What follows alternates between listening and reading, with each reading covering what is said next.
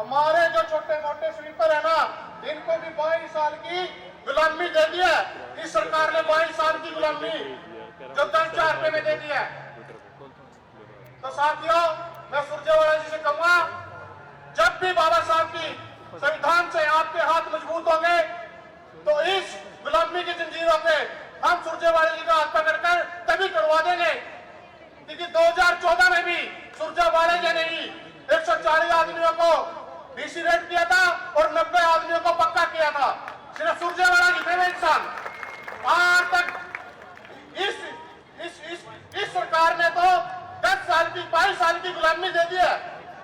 तो साथियों, ज्यादा न बोलते हुए, समय बहुत कम है, गर्मी ज्यादा है, हमारे नेता ने भी जाना है, इसलिए मैं सभी का यहाँ पहुंचने पर दिल की गहराइयों से बहुत बहुत धन्यवाद करता हूँ और अपनी टीम का भी बहुत बहुत धन्यवाद। BR अम्बेडकर प्रगतिशील मंच के अध्यक्ष सोनू मचल जी।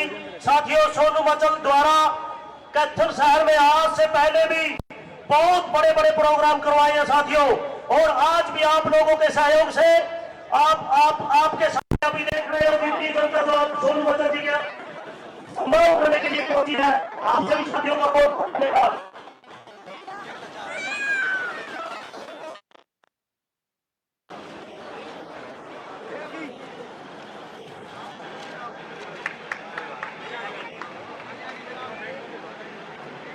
चौधरी रणजीत सिंह सुरजेवाला को पगड़ी द्वारा सम्मानित किया जा रहा है। सभी साथी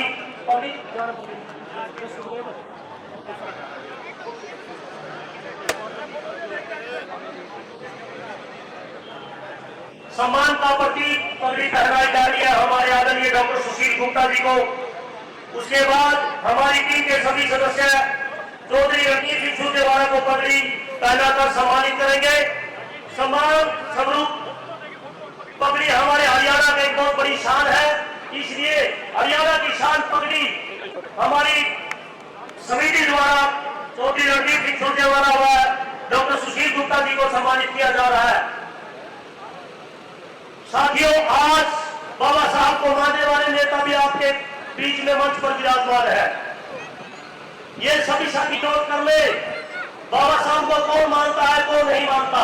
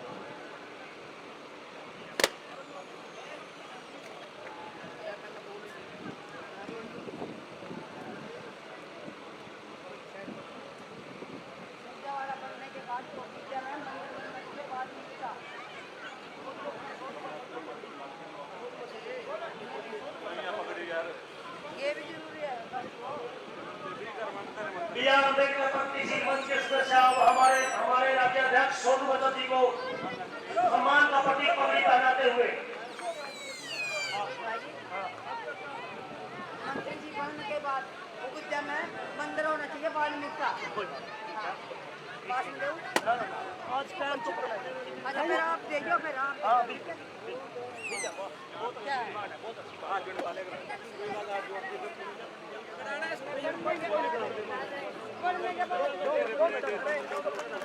बनने के बाद दवाई जानी है, पर्ची देंगे।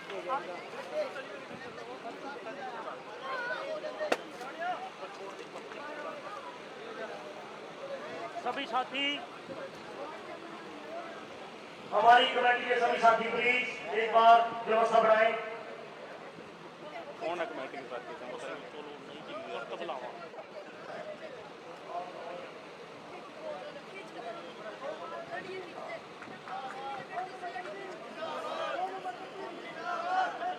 सोनू बत्ती, आगे बढ़ो, हम तुम्हारे साथ हैं।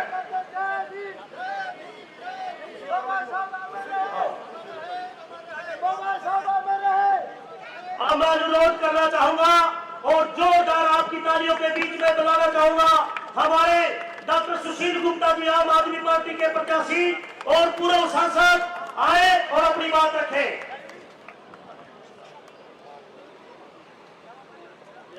डॉक्टर भीमराव अंबेडकर प्रगतिशील मंच हरियाणा के प्रधान सोनी मर्चेंट जी, उप प्रधान राजेश बहादुर जी, राजेश कटवाल जी, संरक्षक बिट्टू बहुत जी, बिट्टू पहलवान जी, राजेश अटवाल फौजी जी, महासचिव अमरनाथ पठानिया जी, सचिव रमेश समूजा जी, कोषाध्यक्ष राकेश बिरलान जी, श्रीमती रीतू चौहान जी, आदित्य जी, कांगड़ साहब, मंच पे उपस्थित और मंच के सामने बैठे हुए सभी बुजुर्गों, नौजवान साथियों, देवियों और सज्जनों, सबको हाथ जोड़ के मेरा नमस्कार।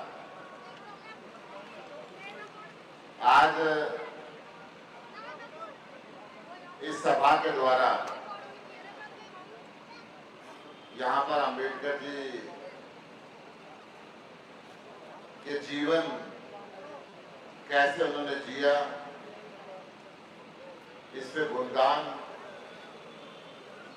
सारा हिंदुस्तान, यानी सारी दुनिया कर रही है। इस देश की आजादी के बाद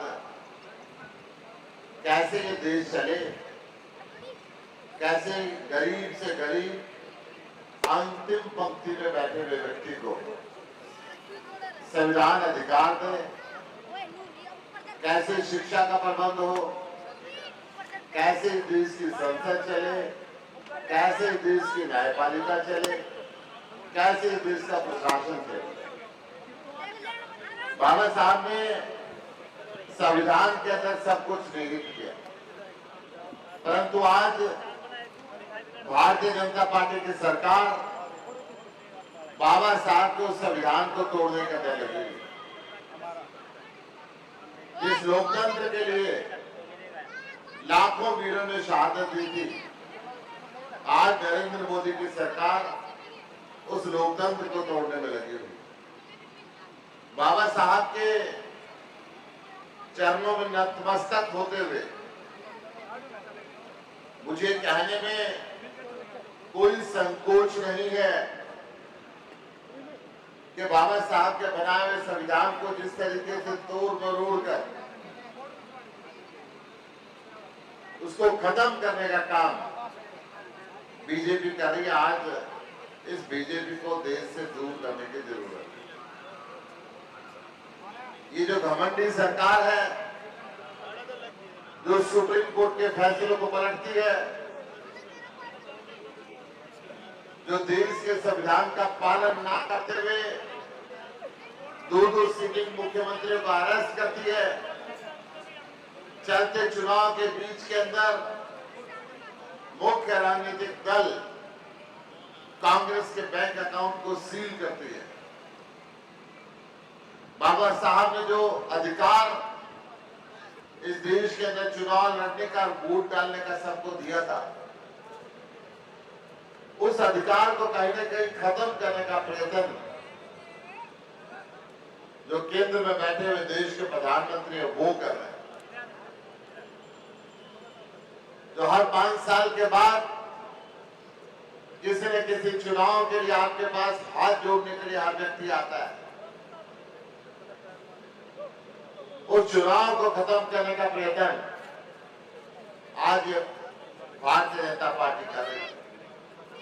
मैं आपको याद कराना चाहूंगा, आज से चंद साल पहले इस भारतीय जनता पार्टी ने इस देश से रिजर्वेशन को खत्म करने का भी कोशिश कर रचा था। उस समय भी सारा अपोजिशन संसद के अंदर इकट्ठा हुआ था और उनको अपनी वो बात वापस लेनी पड़ी थी। आज भी इस देश के संविधान को बचाने के लिए सारे देश का विपक्ष इकट्ठा हुआ और इंडिया गठबंधन के नाम से ये चुनाव लड़ रहा है। मुझे भी आपके बीच में कुरुक्षेत्र में कैंडिडेट बनाया गया। कुरुक्षेत्र के अंदर चुनाव चिन्ह झाड़ू रखा गया। आज चौधरी रणदीप सिंह सुरजेवाला जी और पूरी कांग्रेस पार्टी, एक एक कार्यकर्ता इस देश के संविधान को बचाने के लिए इंडिया गठबंधन के प्रत्याशी के साथ जोर शोर से लगा हुआ। आप सब बाबा साहब के अंदर विश्वास रखते हैं और हम सब भी बाबा साहब के दिखाए हुए रास्ते पर चलते हुए इस देश के संविधान का पालन करने के लिए बिल्कुल हर कीमत पे इसकी रक्षा करने के लिए 24 घंटे लगे रहते हैं। मैं आज आपसे प्रार्थना करना चाहता हूं, आने वाली 25 मई को झाड़ू का बटन दबा के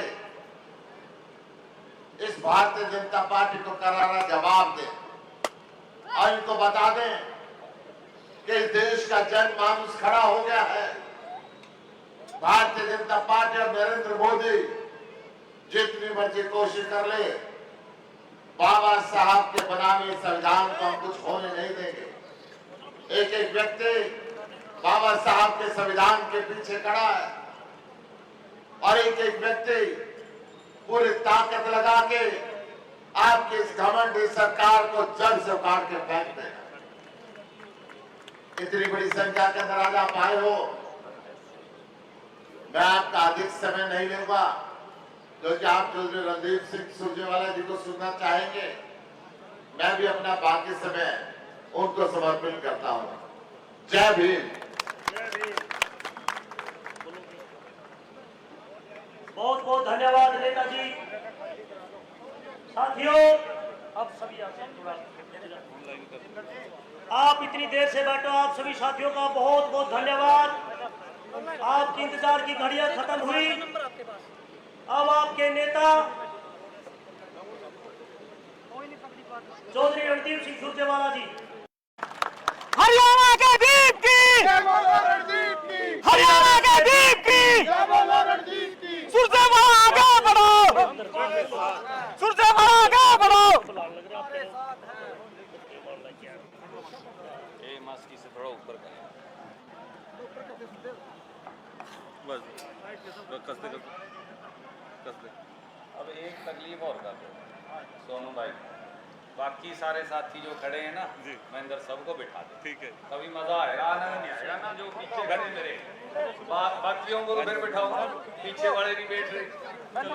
बैठो भाई, हाँ बैठो, बैठ जाओ आप सारे। सोनू भाई यहाँ खड़े, आपके नुमाइंदे सारे सुरेंद्र भाई मेरे वाले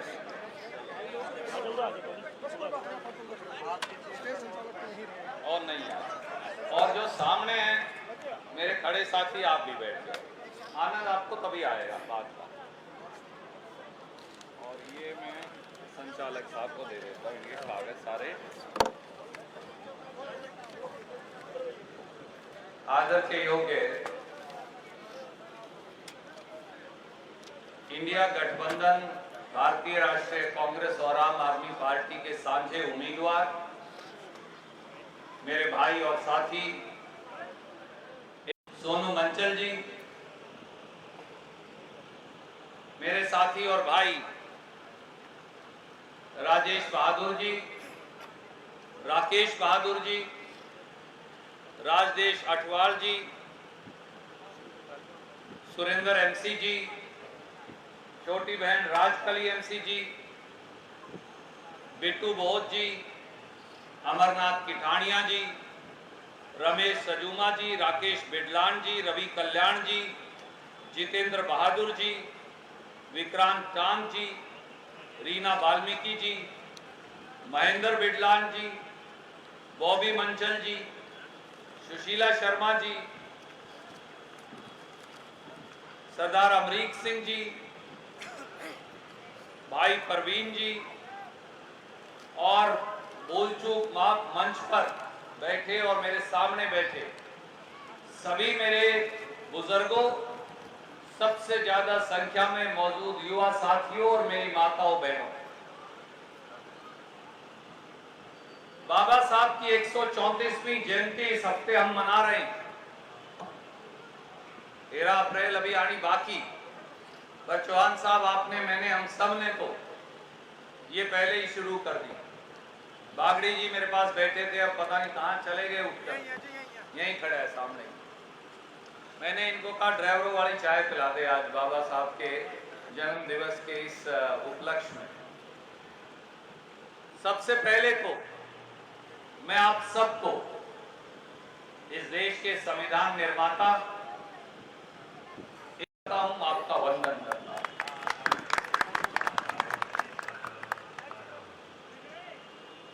मेरे बुजुर्गों साथियों, आज इस कार्यक्रम की आवश्यकता सुशील गुप्ता जी को, मुझे, सोनू मंचल को करने की आवश्यकता क्यों पड़ी? मैंने कई दिन पहले मेरे छोटे भाई सोनू को बुलाया, बाकी साथियों को भी बुलाया और सोनू से, बाकी साथियों से अनुरोध किया कि आज प्रदेश और देश दोनों पर संकट है। आज प्रदेश और देश दोनों, आज उन पर, उस पर संकट के बादल जो है वो मंडरा रहे। आज आवश्यकता है सोनू मंचल जैसे नौजवानों को आगे आकर एक नए संघर्ष की शुरुआत करने की। मैं शुक्रगुजार हूं कि इन्होंने, सारे साथियों ने इस संघर्ष को स्वीकार किया और आज इस कार्यक्रम का आयोजन किया। तो माइक वाले को कह दो बागड़ी जी थोड़ी आवाज तेज कर देगा, थोड़ी बेटा तेज कर देगा। मेरे बुजुर्गों साथियों, इस मंच से कई बातें कही गई। आपकी अगर अनुमति हो तो मैं इसको यहाँ पर अंदर, यहाँ कर दे यार, ये गाना ही बड़ा है, मेरे समझ नहीं आता ये, यहाँ मजा आएगा।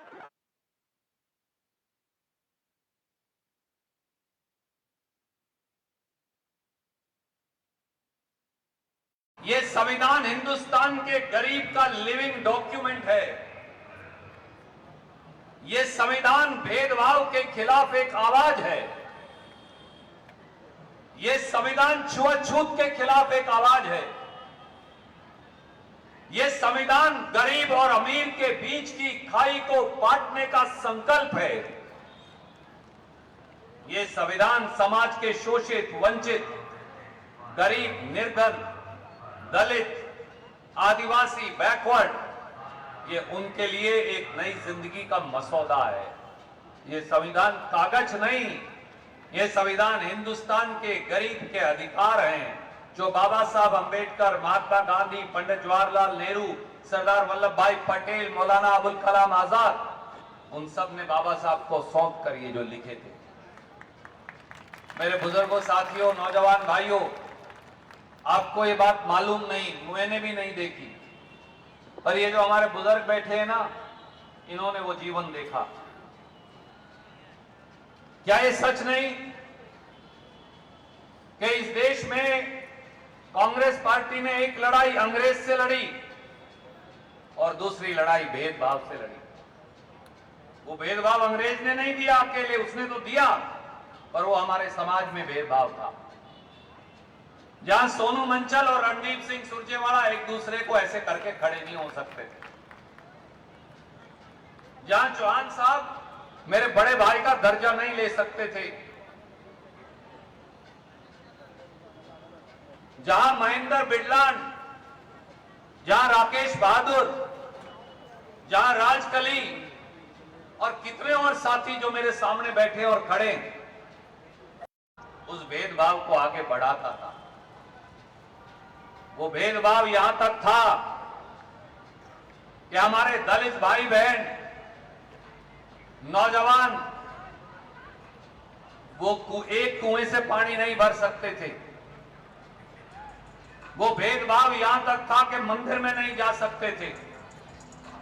वो भेदभाव यहां तक था कि एक दूसरे से छूने से छुआछूत की एक बीमारी चला रखी थी समाज ने। वो भेदभाव यहां तक था कि इंसान को इंसान नहीं समझा जाता था, वो भेदभाव यहां तक था। अब तो मुझे बागड़ी ने मैंने रिक्वेस्ट की, वो चाय लेकर आया, मेरा भाई है, वो चाय गुप्ता जी ने मैंने पी। वो भेदभाव यहां तक था कि दलित के हाथ लगाए हुए बर्तन को दूसरी जात हाथ नहीं लगाती थी। ये बात मेरी सच है या नहीं बता दी। उस भेदभाव को हमेशा हमारी जो सम्मानित डूम बिरादरी की मेरी माताएं बहनें यहां मौजूद हैं, बहुएं हमारी बेटियां मौजूद हैं, मैं इनको कहता हूं सबसे ज्यादा भेदभाव इनके साथ था। महिलाओं के साथ हमारे देश में भेदभाव था, दलित और गरीब के साथ भेदभाव था। भारत के इस संविधान ने हमेशा के लिए इंसान से इंसान की छुआछूत की वो गुलामी की बेड़िया महात्मा गांधी, बाबा साहब अंबेडकर, पंडित नेहरू, वल्लभ भाई पटेल, मौलाना अबुल कलाम आजाद, डॉक्टर राजेंद्र प्रसाद के नेतृत्व में तोड़कर फेंक दी। इसलिए संविधान जो बोलते हैं ना कागज का टुकड़ा, उनको यह समझ नहीं है या वो हमारा मूर्ख बनाने की कोशिश कर रहे हैं। मेरे दोस्तों, भाइयों, बहनों, मेरे बुजुर्गों, नौजवान साथियों, आज फिर वो ताकतें जिन्होंने इस देश में इंसान और इंसान से भेदभाव पैदा किया था, मेरी बात ध्यान से सुनिए। अगर आपको सही लगे आप इसे अपनाइए, नहीं लगे खारिज कर दीजिए। वो ताकतें, वो लोग जो रंग के आधार पर इंसान के अंदर भेदभाव करते थे, तुम काले हो ये गोरा, तुम वाल्मीकि हो ये अग्रिम जाति से, तुम रविदासिया हो ये अग्रिम जाति से, तुम डूम हो, तुम सैंसी हो, तुम दानक हो ये दूसरी जाति से। वो ताकतें जो हमारे साथ भेदभाव करती थी, वो ताकतें इस देश में उन्होंने दोबारा जन्म ले लिया। उन ताकतों ने दोबारा जन्म ले लिया। वो ताकतें हिंदुस्तान के संविधान को खत्म करना चाहती हैं। मेरी बात ध्यान से सुनिए, आत्मसात कर लीजिए, नोट कर लीजिए। वो लोग जो आज दिल्ली और हरियाणा की सत्ता पर बैठे हैं, वो भारत के संविधान को खत्म करना चाहते हैं। और उसके 3 उदाहरण आज मैं आपको दूंगा। भारत सरकार के मंत्री, उनका नाम है अनंत कुमार हेगड़े, बीजेपी के एमपी, खुलेआम उसने बयान दिया, खुलेआम। प्रधानमंत्री ने उसको कुछ नहीं कहा, जेपी नड्डा जी ने उसे कुछ नहीं कहा। उसने कहा नरेंद्र मोदी जी 400 सीट का नारा इसलिए लगा रहे हैं कि 400 सीट होंगे तो हम देश का संविधान बदल सकेंगे। बीजेपी की एक और राजस्थान से संसद का चुनाव लड़ रही है ज्योति मिर्धा, उसने खुलेआम फिर कहा हमें 400 सीट बीजेपी को बोले इसलिए चाहिए कि हमें हिंदुस्तान के संविधान को बदलना। इस देश के शोषितों, वंचितों, गरीबों, निर्धनों, मालिकों, मेहनत कशों, आज कपिस्थल की तपोभूमि से सुशील गुप्ता जी और मैं आपके बीच में केवल हाथ जोड़कर एक बात कहने आए हैं। ऐसे लोगों को अगर आपने नहीं मिलके, मैंने, आपने, हम सब ने मिलकर नहीं रोका तो ये बाबा साहब के सपनों को धराशायी करते। ये वो लोग, ये हिंदुस्तान के संविधान को तोड़ना चाहते हैं।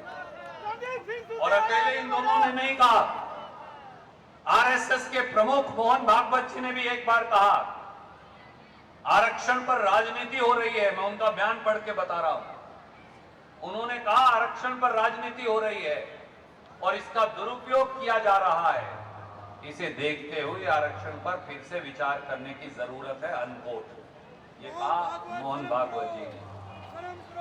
आप मुझे बताइए, अनंत हेगड़े, ज्योति मिर्धा, मोहन भागवत जी आपके संविधान को, आपके अधिकार को, आपके आरक्षण को, छुआछूत के खिलाफ उस जंग को जो महात्मा गांधी, बाबा साहब अंबेडकर, पंडित नेहरू, इन सब ने, वल्लभ भाई पटेल ने मिलकर लड़ी, आज ये इस संविधान को तोड़कर फेंकना चाहते हैं। क्या आपको मंजूर है? क्या आपको मंजूर है?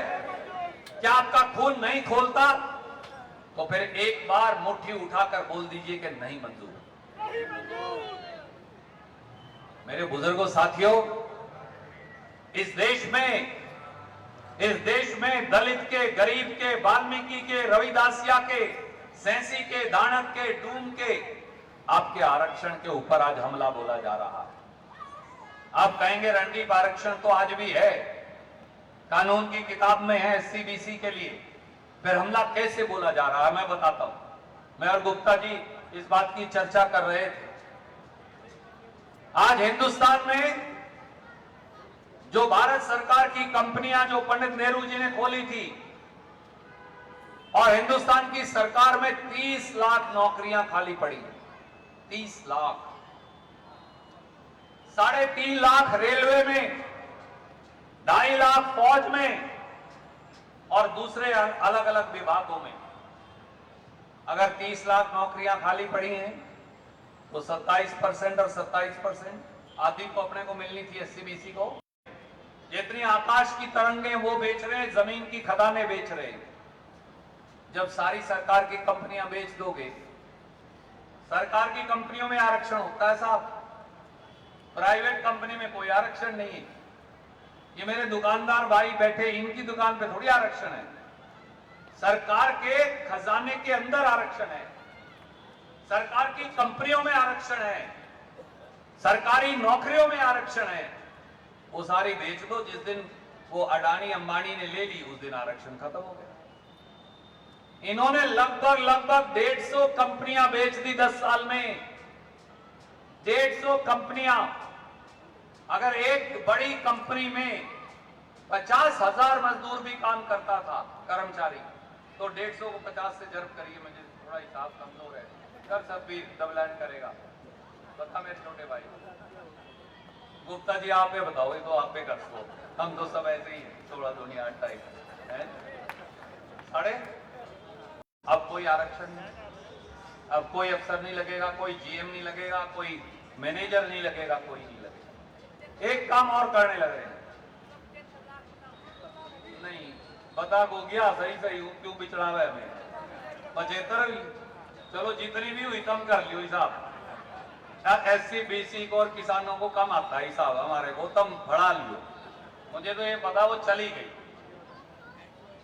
तीसरी बात, नरेंद्र मोदी जी ने एक काम और किया, माफ करना, सरकार चलाता कौन है? 2 किस्म के लोग चलाते हैं। एक हम लोग, जब हम मंत्री बन जाते हैं तो हम चलाते हैं, कोई भी हम में से हो। एक सरकार का जो सबसे बड़ा अफसर है सेक्रेटरी, वो चलाता है। ये 2 लोग चलाते हैं। नरेंद्र मोदी जी ने फैसला कर दिया, भारत सरकार में जो ज्वाइंट सेक्रेटरी से ऊपर है नौकरी, उसमें आरक्षण नहीं होगा, वो सीधे बाहर से लेंगे बड़ी बड़ी कंपनियों के अफसरों को। बड़ी बड़ी कंपनियों में सारी नौकरी है ही नहीं। क्यों मास्टर जी? बड़ी बड़ी कंपनी में तो अपने बालक है ही नहीं। एमडी कौन है? कौन सी कंपनी का सीईओ लगा हुआ है? एससी बीसी का आदमी है ही कौन। तो इसलिए कभी हमारा बच्चा, हमारा आदमी आईएएस भी बन जाए, आईपीएस भी बन जाए, आईएफएस भी बन जाए, सेक्रेटरी नहीं लग सकता, क्योंकि वो तो कंपनी से आएगा। तो कंपनी सरकार चलाएंगे कि गरीब सरकार चलाएगा जिसकी संख्या ज्यादा है? इसलिए आरक्षण खत्म। जब संविधान बदलेंगे तब बदलेंगे आरक्षण पे। ये 3 बड़े हमले ऑलरेडी कर चुके हैं। चौथा हमला, यहां प्रोफेसर साहब बोल रहे थे, ये राकेश भाई भी पढ़ाते हैं, मैं भी पढ़ाता हूं कभी कभी। यूनिवर्सिटी में यूजीसी से इन्होंने कानून लागू करवा दिया, 1 या 2 पोस्टों का रोस्टर नहीं बनेगा, उसके बगैर तारे को नौकरी नहीं मिलेगी। आप कहेंगे जो बच्चे हैं तो समझते हैं, जो नौजवान बच्चे हैं वो समझते हैं। मैं आपको फिर बताता हूं, पॉलिटिकल साइंस का सब्जेक्ट है, उसमें 2 मास्टर लगने हैं यूनिवर्सिटी में। 2 में तो 27% हो नहीं सकता, ना बीसी का हो सकता, ना एससी का हो सकता। वो जर्नल कर दी। 50 मास्टरों की पोस्ट खाली होती नहीं वहां कभी भी, क्योंकि वो तो एक एक करके रिटायर हो गए। तो आपको, आपके बच्चे को कभी यूनिवर्सिटी में बड़ा प्रोफेसर लगने का मौका नहीं लगेगा। राहुल गांधी जी ने मल्लिकार्जुन खड़गे जी ने विरोध किया, अब बीच में कह रहे हैं उस पर पुनर्विचार होगा, परंतु नहीं तो अब यूजीसी ने कह दिया अब बड़ी प्रोफेसर की पोस्ट पे एससी समाज के आदमी को रोजगार नहीं मिलेगा। क्यों? एक बात आपसे और कहता हूं, कांग्रेस ने दलित सब प्लान बनाया था। दलित सब प्लान क्या होता है यह जानना जरूरी। 20-25% उनकी जनसंख्या के आधार पे 26% मुझे वो पैसा देना पड़ेगा। मैं टुंटी का विभाग चलाऊं पीने के पानी का, मुझे दलित बस्तियों को जोड़ना पड़ेगा, 25% पैसा कंपलसरी वहां देना पड़ेगा। नरेंद्र मोदी जी आए, दलित सब प्लान खत्म कर दिया। हमने दोबारा वादा किया है, इंडिया गठबंधन ने, कांग्रेस ने घोषणा पत्र जारी किया है, हम कानून बना के दलित सब प्लान दोबारा लागू करेंगे। जब कांग्रेस की सरकार कानून ही बना देंगे पार्लियामेंट से पास, ताकि गरीब का हिस्सा कोई ना रख सके। माफ करना, कोई ऐसा आदमी बैठ जाए जिसको गरीब की सोच ना हो, ना दे। मेरे पास 5,000 करोड़ का बजट है, आपके पास 10,000 करोड़ का बजट है, मैं ना देना चाहूं ना, 10 रुपये मतलब क्या कर लेगा कोई? कुछ नहीं कर सकता। इसलिए कानून बनाने की जरूरत है। मैं आपको आज कह के जाता हूं, आपका भाई, आपका बेटा रणदीप सिंह सुरजेवाला हरियाणा में भी कानून बनाएंगे दलित सब प्लान का, असेंबली में पास करेंगे, मैं लेके आऊंगा बना के लिख के, और हिंदुस्तान की पार्लियामेंट में राहुल गांधी और खड़गे साहब लेकर आएंगे, हम इसे लागू करेंगे। और गुप्ता जी सबसे पहले आदमी होंगे एमपी बन के जो दलित सब प्लान की वोट डालेंगे। ये बैठे आपके सामने, ये हम दोनों भाइयों का वचन है। पहली वोट दलित सब प्लान पे पड़ेगी, सुशील गुप्ता जी की पड़ेगी, ये हमारा आपसे वादा और वचन। मेरे साथियों, 650 साल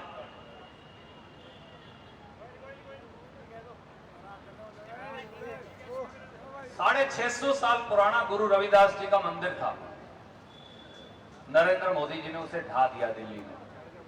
हम सब विरोध करते रहे। सुशील गुप्ता जी दिल्ली में सांसद थे, ये गए धरने पर बैठे, परंतु मैं पूछता हूं बीजेपी का भी कोई लीडर वहां गया था? बुलडोजर चला दिया उसके ऊपर। जो 650 साल पुराना गुरु रविदास जी का इसी प्रकार से महर्षि वाल्मीकि जी के मंदिर गिरा सकते हैं, वो आपके अधिकारों की रक्षा कब करेंगे? मैं एक बात आपसे और कहता हूं, एक पाप किया नरेंद्र मोदी जी की सरकार ने, बीजेपी ने। मैं चाहता हूं आज सब जब आप जाएं तो जो बीजेपी का साथी मिले वो सारा वजीफा कैंसिल कर दिया। उनसे पूछो क्यों कर दिया भाई, क्यों कर दिया? 8-9 हजार करोड़ का भारत सरकार का 15 लाख करोड़ का बजट है, सारा पैसा वो आऊंगा भैया। अभी तो भारत सरकार ने प्री मैट्रिक स्कॉलरशिप खत्म कर दी। हिंदुस्तान में एक प्रांत है कर्नाटक, जहां का आपका भाई प्रभारी है, 9 महीने पहले हमने अपने बजट से दोबारा चालू किया, और मल्लिकार्जुन खड़गे साहब ने, राहुल गांधी जी ने, सोनिया गांधी जी ने फिर वादा किया, हमने फिर वादा किया भाई 7 महीने बाद हरियाणा में लागू कर देंगे, चाहे अपने बजट से पैसे देने पड़ो।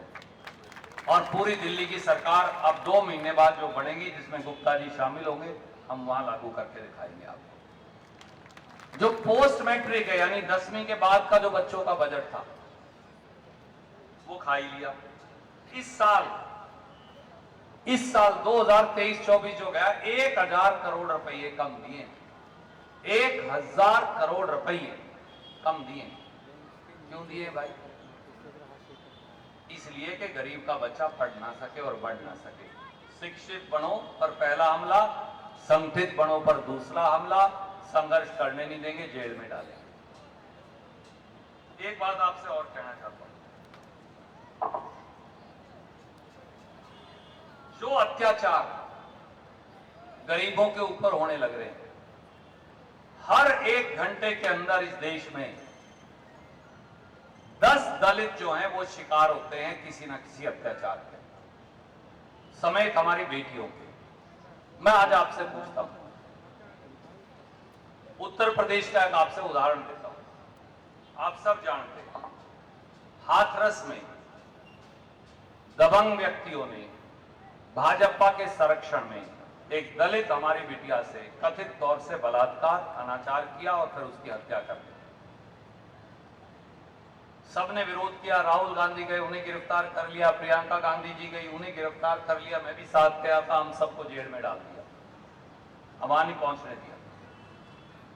मैं आज आपसे पूछता हूं, जो हुआ चलो FIR दर्ज होगी, दरिंदों को सजा दो, हमारी इतनी मांग, इससे ज्यादा तो नहीं। हम ये तो नहीं कह रहे थे किसी को फांसी लगा दो, हम कह रहे थे उन्हें जेल में डालो, पर्चा दर्ज करो, क्योंकि वो लड़की एक दलित की बेटी थी। इसलिए पुलिस ने मां बाप से डेड बॉडी खोज के रात को उसको जला दिया। हमारे समाज के अंदर, जिसे ये लोग हिंदू समाज कहते हैं, ये कहां कहा गया है कि दलित की बेटी को रात को आग लगा दे बगैर मां बाप की मौजूदगी के पुलिस? अपने यहां जब इनकी सरकार बनी थी 2014 में, तो 15 का वाकया है, फरीदाबाद में आग लगा दी, 2 दलित बच्चे मर गए जड़ के, याद होगा सोमवार को। जनरल VK सिंह ने क्या कहा, मैं लिख के लाया हूं, उन्होंने क्या कहा, मुझे शर्म आती है पढ़ने में, पर जरूरी आपको बताना। अगर कोई कुत्ते पर पत्थर फेंकता है तो इसमें सरकार का क्या काम?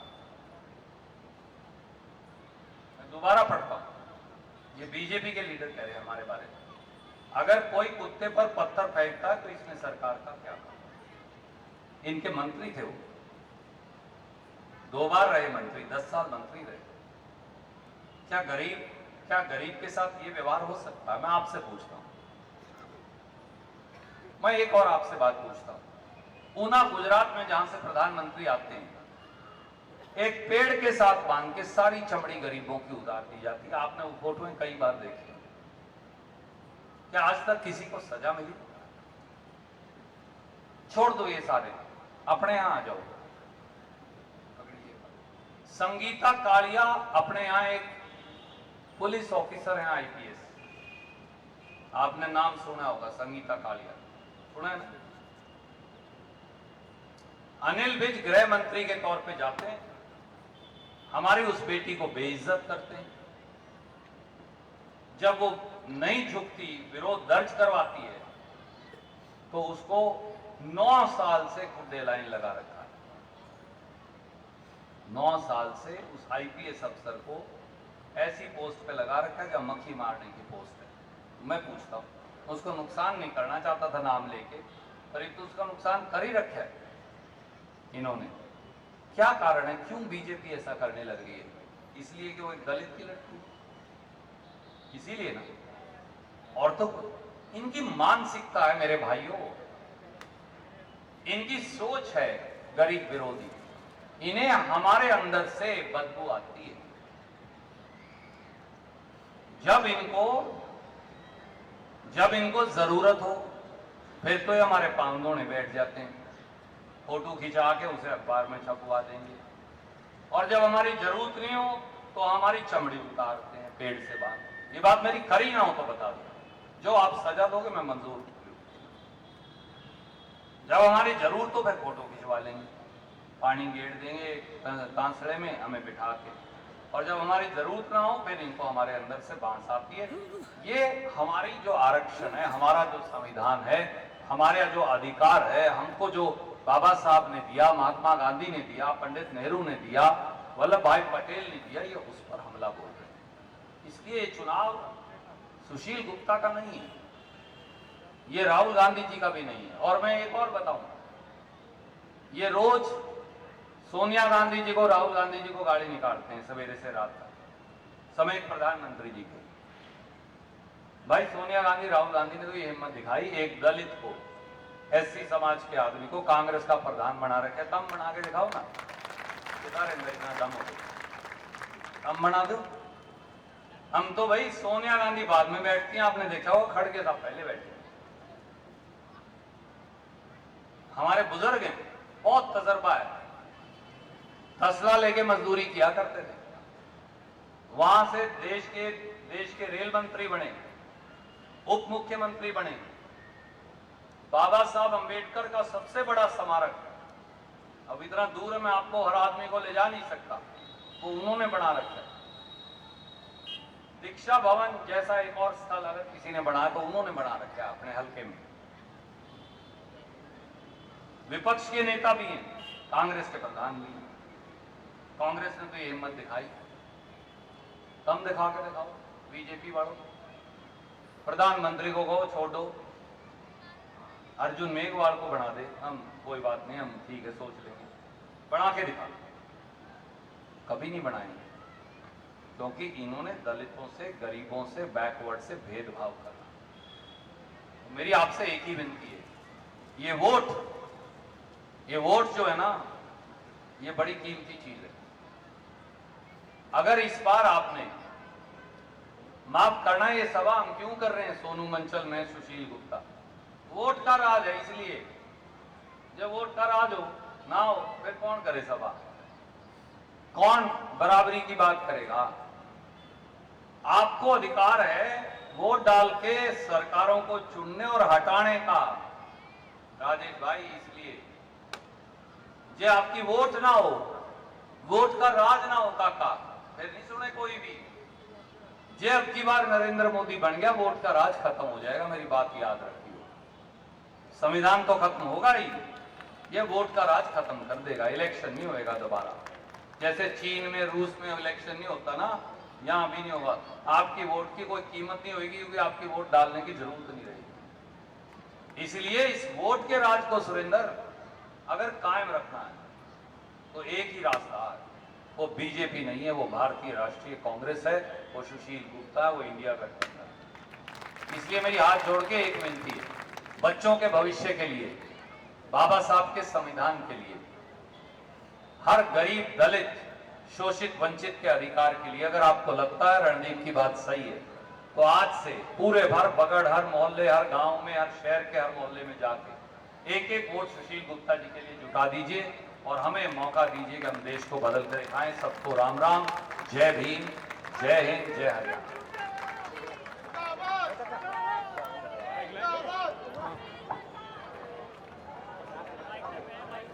बहुत बहुत धन्यवाद चौधरी रणदीप सिंह जी सुरजेवाला।